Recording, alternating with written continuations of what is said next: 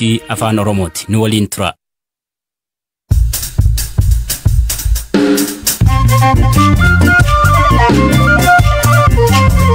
Yooyaa dhaggeeffattoota raadiyoo BBC Afaan Oromoo nu dhiyaadhaa bakka nu dhaggeeffachuu jirtan cufaatti sagantaan keenya am jalqaba. Furmaanii akka argamuu dhiibbaa taasisaa jiraatullee Ameerikaan uummata isii akeekkachiisuu itti fufti.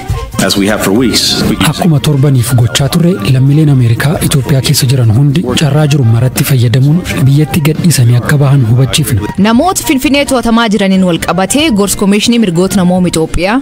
Hawwanii yookiin haadholii hoosisan ta'uu danda'anii yookiin warra manguddoota ta'uu danda'anii otoo warri sun haala biraatiin qabamee yaada jedhudha yaadni tokko. Keenyatti NRT'n uummata lafirra kaasuun himatamte. Kanaaf oduu dabalataan waliin tura. An Asli Galgalo.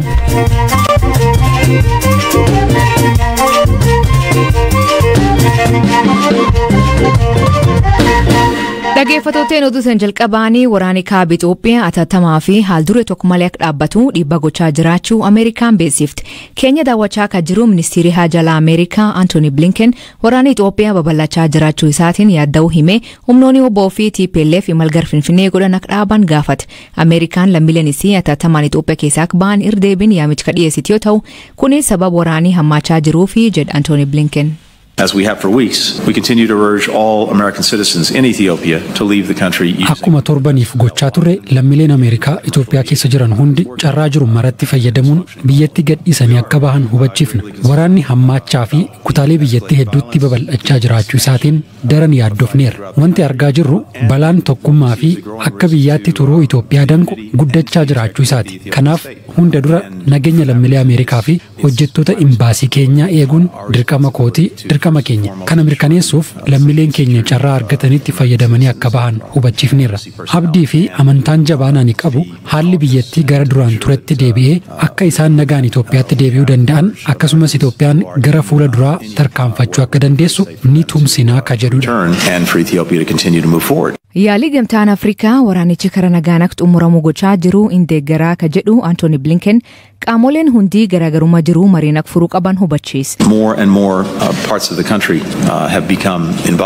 Waraanni wal jalaan kutaalee biyyattii hedduutti babal'atee lammiileen hedduun sababa kanaan dararaaf saaxilamanii jiru.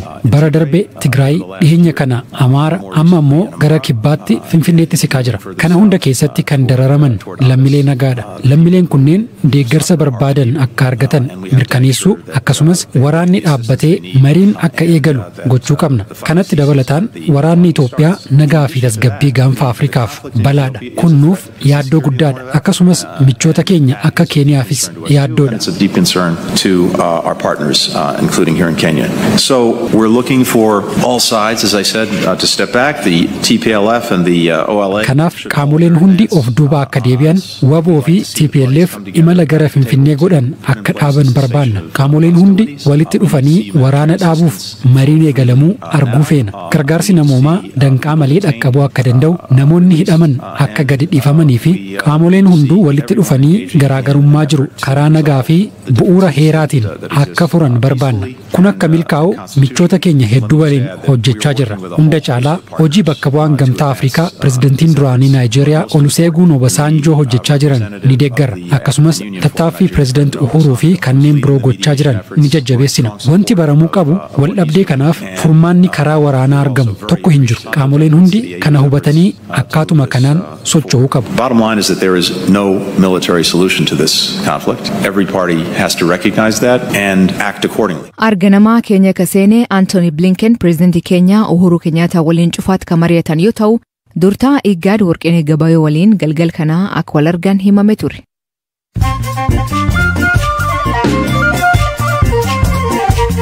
Dhaggeeffattoonni amma oduu gaggabaaboo addunyaa isaanii dhiyeessaa jalqabaanii barreessaan olaanaan dhaabbata biyyoota gamtoomanii Antonio Guterres hojjettoonni dhaabbatichaa Itoophiyaa keessatti hidhaman akka dhiifaman yaamicha taasise. Guterres hojjettoota dhaabbatichaa to'annoo jala oolfaman irratti himannaan hin banamne sababa maaliif akka to'atamne illee hin ibsamneefi jedha. Dabalataan aangaa'onni Itoophiyaa hidhaa eenyummaa saba irratti hundaa'uun geggeeffamu akka dhaabaniif gaafate. Suudaanitti hiriira demokraasii deeggaruu fi bulchiinsa waraana mormu keessatti namoonni lama ajjeefamuu himan. Hiriirri har'aa magaalaa Kartuum keessatti gaggeeffamee dhiirota, dubartoota fi ijoollee daandiitti ba'uun mormi isaanii dhageessisaa turan. Kaayyoon isaanii deeggarsa guddaa hawaasa idil addunyaa irraa argachaa jira. Keenyatti miliquu namoota shororkeessummaan hidhamanii hordofee hoogganaan manneen hidhaa Keenyaa hojiirra aari'am. Ibsa baaseen pireezidantii Uhuru Keenyaataan itti gaafatamummaan goota cimsuu fi Wycliffe Ogallo nama biraatiin bakka buusu him. Gareen laf kunuunsaa jechuun kibba Keenyaa jiran hawaasa lafa isaanii irra kaasuun waraan gosittii kakkaasuu gabaasni haaraan argisiisa. Dhaabbati UK Auckland jedhamu NRT'n waraan gosittii irratti hirmaachuu seera lannaa mijjeessu uummata lafa isaanii irra kaasuu fi warra lafa doorsisuu him. NRT'n Kaisiyooloo Saamburuu Marsabeet dabalatee naannoo 10 keessa jiran himata kana hin mormatan. Diplomaatiin Ameerikaa ministeera muummee Suudaan ka ture Abdalla Hamdok waliin wal arguu isaanii gabaafam. Gargaartuun dhimma Ameerikaa Moolifiin daawwannaa guyyaa 3 Afrikaa taasisteen Hamdok ka ergaa yeroo fonqolchi mootummaa waraan Suudaaniin geggeeffamee hidhaman jiru wal argan.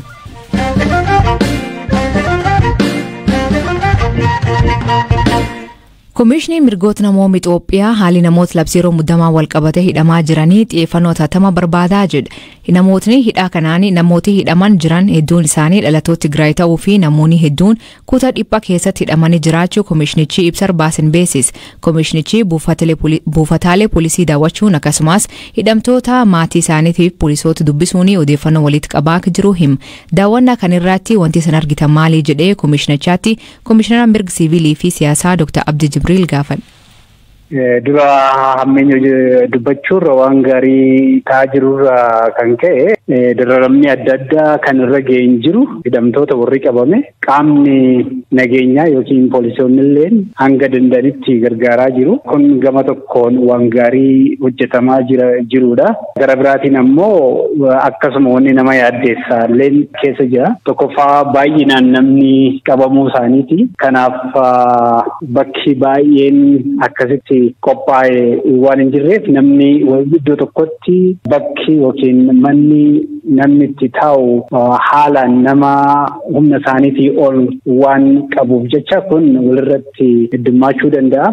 Lammaffaa immoo gaafa namni eeru eebaluutu rakkoo nageenyaa geessisuu danda'a jedhamee gaafa himatamu kun sirriitti xiinxalamee qoratamee akka namni adda ba'u kan badii hojjetee fi kan hin hojjetin adda baasu xiqqoo rakkisaa ta'uu isaati kan argine. Ammaatti namoonni hidhaman agam? Kan kutaa naannoo tokkooti nama 714 qabamuu isaa kan murteessine yookiin kan mirkaneessan. Iddoo biraatti wanni hin qabne jechuudha. Aksasii yookiin nu wayyamanii seennee yookiin odeeffannoo ga'aan arganne. Kaleeffarraallee dhaabbatii mootummoota gamtoomanii UN dhalatoonni Tigraay kum ol hidhamuu himanii akka gadhiifaman gaafachaa jiranii isaaniillee dhalatoonni Tigraay hidhamuu tuuxanii jirtanii gabaas keessan keessatti hidhaan kun isaan qofirratti xiyyeeffate? Isaan qofallatti xiyyeeffate jechuun hin danda'amu. Kan maalitti fakkaata asli kan amma kan jiru akka dhaaba shororkeessaatti illee kan mana mareetiin murtaa'e waraana jiru keessatti illee yookiin lola jiru keessatti illee gahee olaanaa kan fudhachaa jiru dhaaba tokko saba tokko irratti kan murtaa'edha yookaan kan hundaa'edha. Kana sababeeffatee namni hidhamuu danda'u otuma namaa hin lakkaa'in akkanumattuu shalaguun danda'ama jechuudha. Argitee kun waa'ee ayidiyoolojii yookiin waa'ee wanni irratti miti kan saba hundeeffateeti lolli ta'aa jiru. Sababa kunis kun ta'uu danda'a. Dirqama dhaloota naannoo tokkoo dhaloota saba tokko irratti hundeeffame jechuudha miti. Kan hidhame keessa immoo baay'inni isaanii dhalataa saba Tigraay ta'uunsaa kunis waan nama mormisiisaatii miti. Maatii namoota hidhamanii kana dubbisuu fi kan hidhamanillee dubbisuu himtanii maal isaniin jedhan? Maatiin warra hidhamaatillee kan jedhan yookiin hidhamtoonni yookiin qabamtoonni kan jedhan sababa itti hidhamne yookiin itti qabamne nutti himne. Kanaafuu nuti kan shakkinu eenyummaa keenyaatiin qabamne jedhamee yaamamu. Kun waan warri hidhamtoonni yookiin maatiin isaanii jedhamu. Gara mootummaatiin ammoo nama sabummaa isaatiin yookiin dhalataa saba tokkoo ta'eef hin qabne jedhu kun kana lamaan wal bira keenye ibsa keessatti. Dhimma kan ilaalchisee gorsi keessan akka komishiniitti maali? Gorsi kan mootummaa himne tokkoffaa kan jennu durarra odeeffannoo qulqulluu dhiyeessuudhaaf tokko bakka kanatti deemnee odeeffannoo argachuu qabna. Kanaafuu warri ilaallatu yookiin qaamni ilaallatu kana nutti kennuu qaba kan jedhudha. Kan biraatis akkanuma namootni fakkeenyaaf baay'ee fayyaadhaan ta'uu danda'a. Hawwan yookiin haadholii hoosisan ta'uu danda'anii yookiin warra manguddoota ta'uu danda'anii otoo warri sun haala biraatiin qabamee yaada jedhudha. Yaadni tokko kan akka yaada furmaataatti dhiyeessine kan biraa immoo haala biraa namooti qabaman baay'ee waan ta'aniif kana bakka adda addaa akka walirratti hin tuulamne kan jedhudha. Walumaa galatti kan akka yaada furmaataatti lafa keenye. Ulfaadhu Dr. Abdii. Galatoomii asli. Dhimma kan irratti ka dubbifnee itti gaafatamaan quunnamtii uummataa poolis magaalaa Finfinnee Komaander Faasikaa Fantaa namni sabab dhalata Tigraay ta'ee hidhamin jiru jedha. Haa ta'u malee namni hedduun bakka dhiphaa keessatti hidhamuun jiraachuu danda'a jedha.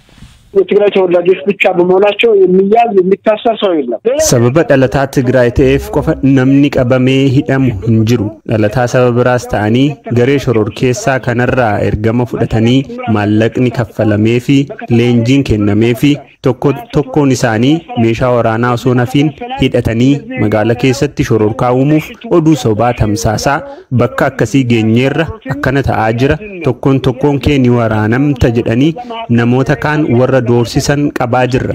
Namootni qulqulluu ta'an sana gidduutti hin qabaman jechuu miti. Namootni qulqulluu ta'an jumlaan qabamanii hidhamuu hin qaban jechuun hojiin qulqulleessanii gadhiisuus hojjetamaa jira. Manneen amala sirreessaa Finfinnee keessa jiran waan beekamuuf tarii dhiphinni bakka mudachuu danda'a. Haa ta'u malee sadarkaa mootummaatti bulchiinsa magaalittiin xiyyeeffannaan kennameefii ka hojjetamaa jiru yoo xiqqaate namni tokko kutaa dhiphaa keessatti akka hin hidhamne bakka nyaatni jiru bakka yaala fayyaa gahaa argachuu danda'uu fi kan kana fakkaatan mijeessuuf hojjetamaa jira. Haa ta'u malee dhimmichi ariifachiisaa waan ta'eef namoonni hedduun bakka tokkotti hidhaman jiraachuu malu hin jiran jedhee dubbachuu hin danda'u. ሰዎች ሊኖሩ ይችላሉ አይኖርም ነው ብዬ መናገር አልችልም።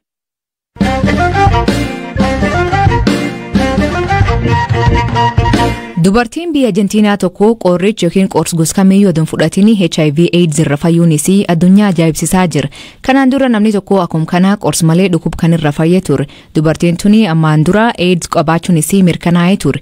Amma garuu selooti dhiigis biliyoonaan ol ta'u irratti qorannoo taasifameen vaayiraasiin HIV tas keessatti argamuu hin dandeenye jechuun masariitiin Archives of Internal Medicine gabaas beekaa toomaa dabalataan isinitti.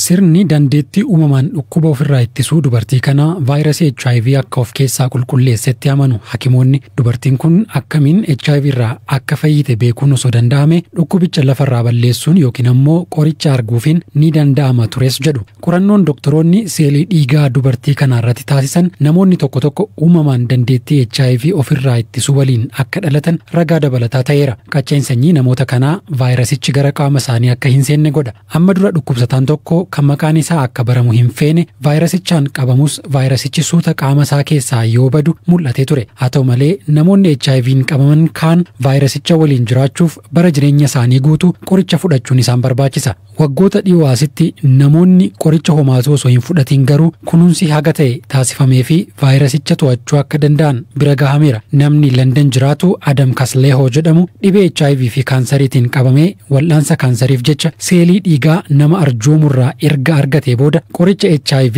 fudhachuu dhaabe. Wayita wal'aansa kaansarii argachaa jirutti HIV'n seelii dhiiga isaa keessa jiru keessaa badeera. Dhimmi kun yeroo bira gahamu namni seelii dhiigaa arjoome addunyaa kanarratti namoota HIV ofirraa ittisuu danda'an 100 keessaa tokko ta'uun isaa barame. Akka dubartii Arjentiinaa kana namoonni biroos dandeettii dhukkuba kana ofirraa ittisuu qabaachuu akka danda'an qorannoo taasisuun ni barbaachisaa jedhu ogeeyyiin. Adeemsa kana namoota uumamaan vaayirasicha of keessaa balleessuu hin dandeenyeef tooftaan ittiin dabarsuun danda'amu ni jiraata abdii jedhus qabu. Namoonni umurii isaanii guutuu qoricha fudhachaa jiraatan bifa talaalliitiin dandeettiin qaama isaanii akka cimu taasifamee qoricha malee vaayirasicha waliin jiraachuu akka danda'an gochuuf karoorri jira. Dhaggeeffattootteen sagantaan irraa ganuma waliin turuu keessaniif ulfaadha isaniin jenna.